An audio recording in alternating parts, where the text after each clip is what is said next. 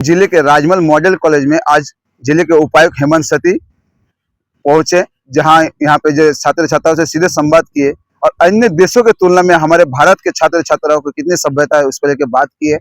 साथ ही सीधे छात्र छात्राओं से संवाद किए, उन्होंने संवाद में क्या कहा, आइए पूरी बात को सुनते हैं। मेरा जोहार।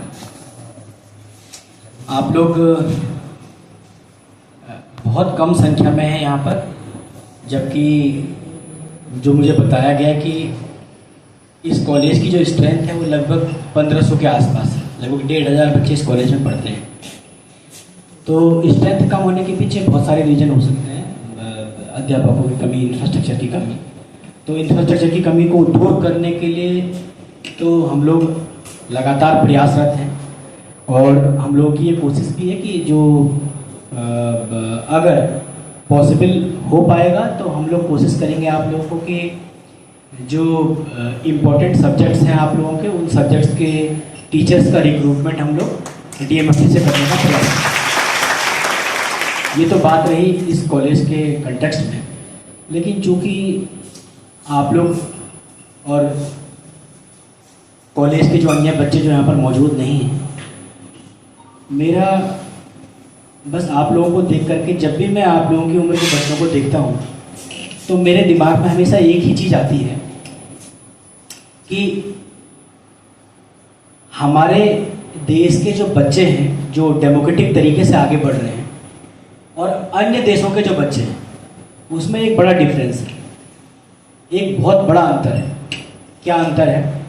अभी आप लोग न्यूज़ देख रहे हो क्या? न्यूज़ देखते हैं आप लोग? समाचार देखते हो? अभी आप देखिए कि किस तरीके से नेपाल में वहाँ के जो यूथ हैं, जो बच्चे हैं, उन्होंने सारी संवैधानिक संस्थाओं को अपने हाथ में ले लिया। लेकिन हम लोगों के यहाँ जो हमारा डेमोक्रेटिक कल्चर है, जिसमें आप लोग पले बड़े हो, जिस तरीके से आप लोग आगे बढ़े हो, आप लोगों के संस्कार में ये चीज़ नहीं है। इसलिए हमेशा मैं ये सोचता हूँ कि हमारे देश के जो बच्चे हैं वो जिम्मेदार नागरिक हैं। लेकिन ये जिम्मेदार नागरिक होने के साथ साथ आप लोगों को ये भी इंश्योर करना चाहिए, ये भी इंश्योर करना होगा कि 140 करोड़ के इस देश में आप ये देखिए कि हमारे पास कितनी जॉब अपॉर्चुनिटीज़ हैं, हमारे पास क्या क्या ऐसे फील्ड हैं, क्या क्या ऐसी चीज़ें हैं जिन फील्ड्स में हम लोग इंटरविंग कर सकते हैं। आज ही हम लोगों का एक कार्यक्रम था साहेबगंज में, उसको बोलते हैं दत्तोपंत ठेंगड़ी रोजगार मेला। आप लोगों ने सुना है इसके रोजगार मेले के बारे में? सुना है ना? तो आज उन बच्चों को मैं यही संबोधित कर रहा था मॉर्निंग में। आप लोग भी यहाँ पर बैठे हुए हैं, चलो उसी का एक्सटेंशन में मान के चल रहा हूँ कि आज के 21वीं सदी के भारत में आप लोगों को ये जानना बहुत ज़रूरी है कि जब तक आप लोगों के अंदर कोई स्किल नहीं होगी, स्किल मतलब कोई कौशल नहीं होगा, आपके हाथ जो है वो उन हाथों में कारीगरी जब तक नहीं होगी, उन हाथों में जब तक कौशल नहीं होगा, तब तक हम लोग अपने जो उड़ान हैं, अपने जो सपने हैं, उन सपनों को अचीव नहीं कर पाएंगे। इसके लिए क्या करना है?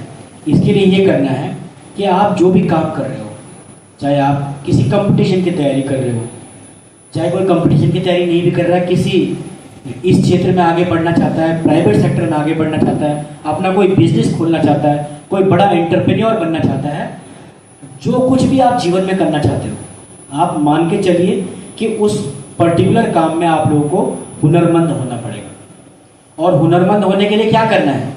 हुनरमंद होने के लिए उस काम के प्रति आपको बाकी सब चीज़ों को भूलना पड़ेगा। उस काम को ही आपको प्राथमिकता देनी होगी और जो जो चीज़ें आपको डिस्ट्रैक्ट करती है उससे दूर रहना पड़ेगा। आज की तारीख में डिस्ट्रैक्शन के इतने सोर्सेज हैं हमारे पास।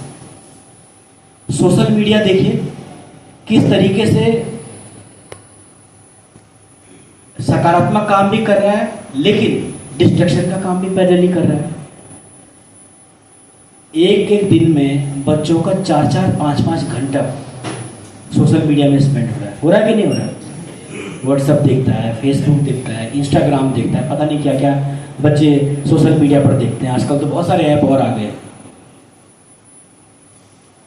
तो ये जब तक डिस्ट्रक्शन आप अपने आप को करोगे, आप मान के चलिए कि जो भी आपने सोचा है, जो भी आपके सपने हैं, उन सपनों पर आप कभी उनको पूरा नहीं कर पाओगे। सपने पूरे करने के लिए आपके रातों की नींद, वो नींद में भी आप उसी तरीके के सपने देखेंगे कि हमको कहाँ आगे जाना है।